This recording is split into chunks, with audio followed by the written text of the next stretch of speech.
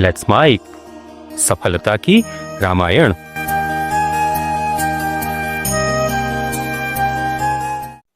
नाना पुराण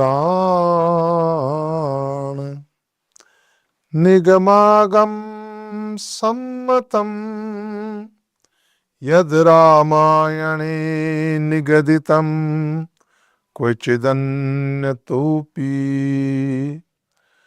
स्वान्तः सुखाय तुलसी रघुनाथ गाथा भाषा निबद्ध मति मंजुल मातनोती। श्रीमद् रामचरितमानस की चर्चा हम कर रहे हैं और आज की चर्चा का विषय है कि रामायण समस्त ग्रंथों का सार है। एक व्यक्ति धर्म के इतने शास्त्र कैसे पढ़ सकता है? बड़ा मुश्किल होता है। ऐसे में रामायण नाना पुराण निगम आगम सम्मतम, इसमें वेद पुराण उपनिषद शास्त्र दर्शन सब समाहित है। ये सबका सार है। ये जीवन का समाधान ग्रंथ है। यद रामायणे निगदितम कुचदन्यतोपि, इसके अलावा अन्य और कुछ भी शेष नहीं रह जाता। सार सार तो गही लय धोता दे उड़ाए। जैसे एक पेड़ में कई भाग होते हैं ना, जड़ होती है, तना होता है, डालियां होती है, पत्ते होते हैं, फूल होते हैं और फल होता है।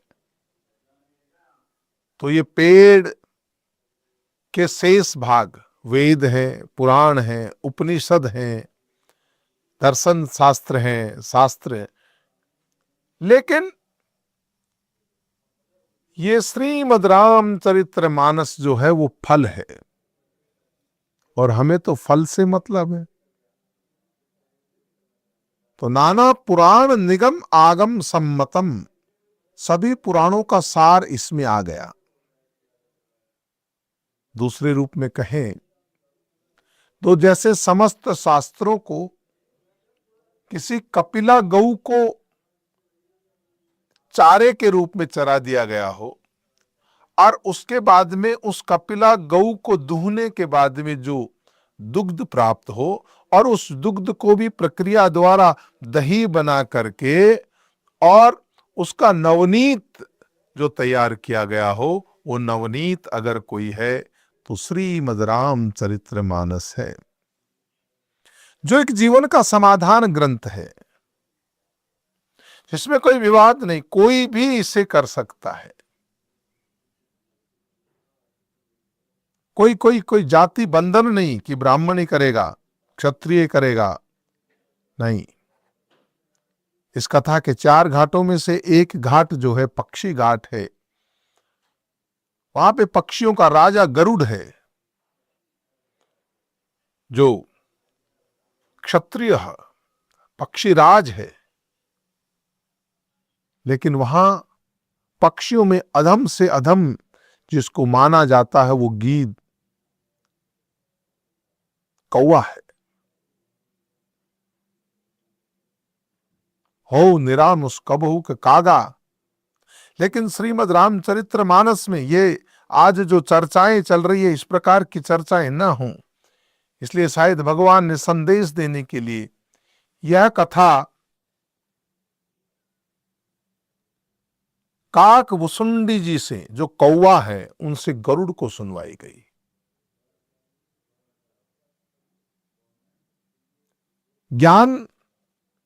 ज्ञान महत्वपूर्ण होता है, जाति महत्वपूर्ण नहीं होती। सुखदेव जी महाराज जाति से ब्राह्मण है, राजा जनक क्षत्रिय है, लेकिन सुखदेव जी महाराज ने व्यास जी की अनुमति से राजा जनक को अपना गुरु मान करके उनसे ज्ञान ग्रहण किया।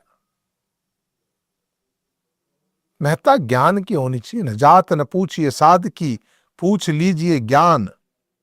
मोल करो तलवार का, पड़ी रहने दो म्यान। न जात देखी जाती है, ना शरीर देखा जाता। अष्टावक्र मुनि का स्वरूप अच्छा नहीं है, टेढ़ा मेढ़ा है, 8 जगह से टेढ़ा मेढ़ा है। लेकिन वो राजा जनक को इतने विद्वानों की भरी हुई सभा में अगर सम्मान मिलता है। और आते अष्टावक्र मुनि ने जब कहा कि राजा जनक, शास्त्रार्थ करने वाले लोगों की सभा कहां है, तो उन्होंने कहा हमारा सब विद्वान है। बोला नहीं, ये लोग वर्ण देख करके, शरीर देख करके मुझ पे हंस रहे हैं, इसलिए चमार है। चमार का मतलब जाति सूचक नहीं, ये मेरी चाम के प्रति इनका जो ये है, मेरे 8 अंगों को देख करके, 8 टेढ़ी मेढ़ी जगहों को देख के लोग हंस रहे हैं। ये मेरी विद्वता को नहीं जानते। हमारे यहां ज्ञान की पूजा होती है बाप, और वो ज्ञान रामायण जी में है, जिसका अधिकार सभी को प्राप्त है। वैसे तो कथा कहने का अधिकार सूत जी महाराज को है। आज प्रासंगिक ये चल रहा है पंडित जी को नहीं है। वेद के ऊपर काम करें ना पंडित लोग, कौन मना करता है? वेदों पे काम क्यों नहीं करते? कथा कहने का तो सूत मागध का अधिकार है, सूत मागधाचार्य है। महर्षि वेदव्यास के जो 5 शिष्य हैं, उनमें से भी लोमस्तने उग्रे सर्वा, जिनको सूत जी कहा जाता है, ये अधिकार तो उनका है। इतने विद्वान, इतने जगतगुरु शंकराचार्य आदि भी आज इस संदर्भ में चर्चा कर रहे हैं, लेकिन कोई भी ये नहीं कह रहा अरे भाई, कथा कहने का अधिकार भी पंडित जी का नहीं, सूत जी का है।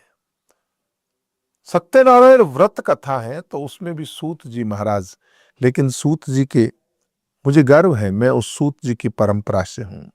जैसे कालांतर में सूत जी किसी व्यक्ति का नाम नहीं है। तो वैसे ज्ञान की पूजा होती है, कथा कोई भी कर सकता है, लेकिन वो व्यक्ति जो अनेकानेक पुराणों को सार स्वरूप समझा सके, सार समझा सके, क्योंकि इतना समय कहां है लोगों के पास सुनने का। और वो सबसे प्यारा ग्रंथ अगर कोई है तो वो श्रीमद् रामचरितमानस है, जिसमें भगवान शंकर के हस्ताक्षर है। सत्यम शिवम सुंदरम, जिसको लोगों ने कहा ये आम ग्रंथ है, ये संस्कृत ग्रंथों की, कहते हैं काशी में जब परीक्षण किया गया, बंद कमरे में रख दिया, तो जो नीचे सबसे पहले इस ग्रंथ को रखा गया था, ये भगवान ने उसको ऊपर, सबसे ऊपर ये ग्रंथ आया और उसमें भगवान शंकर के सही हस्ताक्षर मिले, सत्यम शिवम सुंदरम। ये वो पावन ग्रंथ है जिसको तुलसीदास जी ने अपने आनंद के लिए लिखा। आज कथा करने की बात करते, पैसे के लिए क्यों, पद के लिए क्यों, प्रतिष्ठा के लिए क्यों? अगर सच में ज्ञान का प्रचार प्रसार करना है तो फिर ये मोटी मोटी फीस क्यों?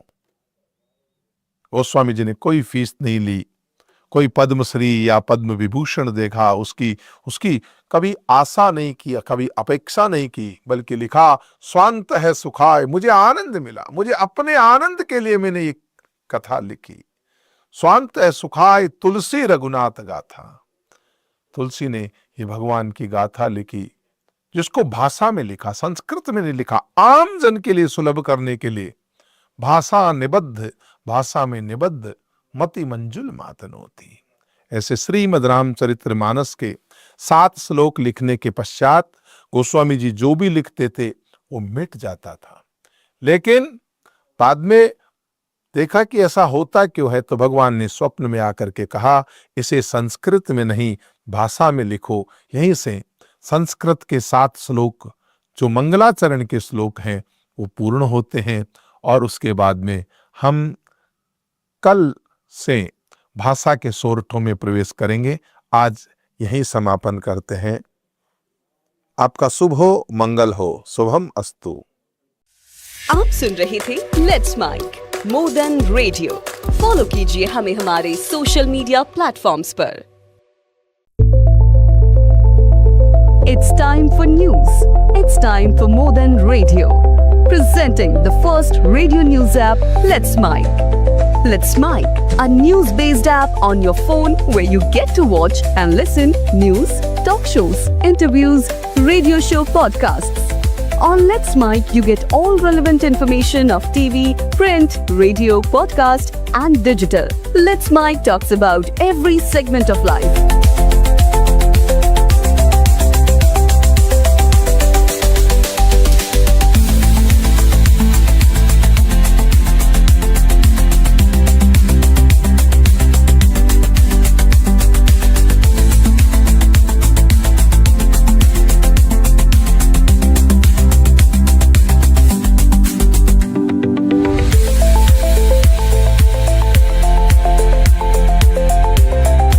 Download the app now from Play Store. Available both on Android and iOS mobile phones. Follow us on YouTube, Instagram, Twitter, LinkedIn, Facebook, Telegram, WhatsApp, Snapchat. Let's talk, let's connect, and let's mic.